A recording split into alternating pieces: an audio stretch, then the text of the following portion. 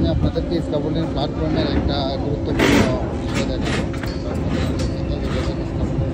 এটা একটা বোর্ড, কিন্তু দেখেন এখানে একটা সিঁড়ি দেওয়া আছে, WL একটা ব্যবহার করা হয়েছে,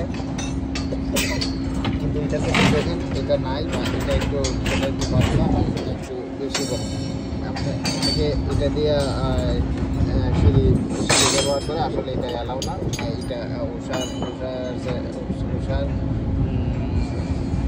সার্টিফিকেট এটা উষার থেকে এটা অ্যালাউ করে। এটা যদি এটা গ্যাপটা দেবেন আর এটা গ্যাপটা দেবেন,